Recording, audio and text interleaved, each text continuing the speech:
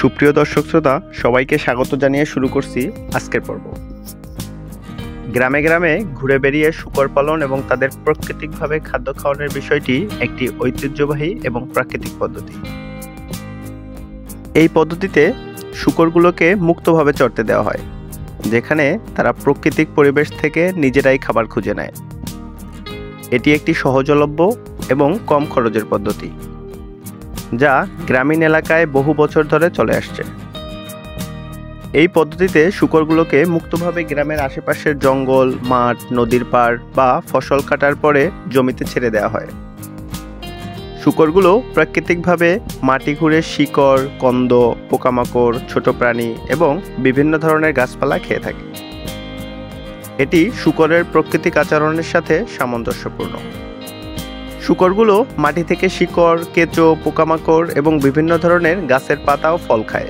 ফসল কাটার পর জমিতে পড়ে থাকা অবশিষ্টাংশ, যেমন ধানের খড়, ভুট্টার গাছ বা অন্যান্য ফসলের অংশ শূকরের খাদ্য হিসেবে ব্যবহার করা হয়। মুক্ত পরিবেশে শূকরগুলো বেশি সক্রিয় থাকে এবং প্রাকৃতিক খাদ্য খাওয়ায় তাদের স্বাস্থ্য ভালো থাকে। এই পদ্ধতিতে শূকর পালনে অতিরিক্ত খাদ্য বা বাসস্থানের জন্য বিনিয়োগ কম লাগে। শূকরগুলো গ্রামের জৈব বর্জ্য এবং কৃষি অবশিষ্টাংশ খেয়ে পরিবেশের পরিষ্কার রাখতে সাহায্য করে। শূকরগুলো যদি ফসলের জমিতে ঢুকে পড়ে তাহলে ফসলের ক্ষতি হতে পারে, তাই শূকরগুলোর চলাচল নিয়ন্ত্রণ করা খুবই দরকার। শূকরগুলো প্রাকৃতিকভাবে মাটি খুঁড়ে এবং জৈব বর্জ্য খেয়ে পরিবেশের ভারসাম্য রক্ষায় সাহায্য করে। তারা মাটির উর্বরতা বৃদ্ধিতে অবদান রাখে এবং জৈব পদার্থ পচাতে সাহায্য করে। গ্রামে গ্রামে ঘুরে শূকর পালন এবং প্রাকৃতিকভাবে খাদ্য খাওয়ানোর পদ্ধতি একটি সহজ, প্রাকৃতিক এবং পরিবেশ বান্ধব পদ্ধতি। শূকর লালন পালন একটি শ্রমসাধ্য ও চ্যালেঞ্জিং কাজ, বিশেষ করে যারা ছোট বা মাঝারি আকারের খামার পরিচালনা করেন। এই পদ্ধতিতে শূকরের স্বাস্থ্য, পরিবেশ, প্রাকৃতিক উপাদানের উপর বেশি গুরুত্ব দেওয়া হয়, যা খামারিদের জন্য অতিরিক্ত শ্রম ও সময় ব্যয়ের কারণ হয়ে দাঁড়ায়।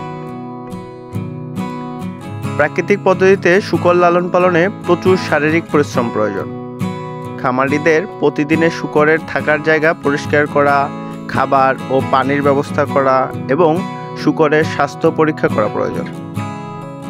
প্রাকৃতিক পদ্ধতিতে শূকর পালন বাণিজ্যিক পদ্ধতির তুলনায় বেশি ব্যয়বহুল। প্রাকৃতিক খাদ্য, জৈব চিকিৎসা ও পরিবেশ বান্ধব ব্যবস্থাপনায় খরচ বেশি। অনেক সময় খামারিদের আয় কম হয় কিন্তু খরচ বেশি হয়ে থাকে, যা তাদের আর্থিক চাপ বাড়িয়ে তোলে।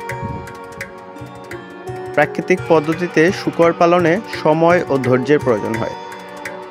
শূকরের বৃদ্ধি ধীর গতিতে হয় এবং তাদের স্বাস্থ্য পরিবেশের যত্ন নিতে প্রতিদিন অনেক সময় ব্যয় করতে হয়। এই দীর্ঘ প্রক্রিয়া খামারিদের জন্য মানসিক চাপ সৃষ্টি করে। প্রাকৃতিক পদ্ধতিতে শূকর পালনে রাসায়নিক ওষুধের ব্যবহার সীমিত, তাই রোগ প্রতিরোধ ও চিকিৎসা জটিল হয়ে ওঠে। খামারিদের প্রাকৃতিক ও জৈব পদ্ধতির সম্পর্কে জ্ঞান রাখতে হয়, যা সময় সাপেক্ষ ও কঠিন। খামারিদের সামাজিক ও মানসিক চাপ অনেক বেশি। সমাজে শূকর পালনকে অনেকেই নিচু চোখে দেখে, যা তাদের মানসিকভাবে প্রভাবিত করে। এছাড়াও দীর্ঘ সময় কাজ করতে হয়, যা পারিবারিক ও সামাজিক জীবনকে প্রভাবিত করে। প্রাকৃতিক পদ্ধতিতে শূকর পালন একটি কঠিন ও চ্যালেঞ্জিং কাজ, যা খামারিদের শারীরিক, মানসিক ও অর্থনৈতিকভাবে প্রভাবিত করে। তবে এটি পরিবেশ বান্ধব ও টেকসই পদ্ধতি, যা ভবিষ্যতের জন্য গুরুত্বপূর্ণ। ধন্যবাদ সবাইকে। কি 7 ক্লাস করে আমাদের পাশে আপনি থাকুন।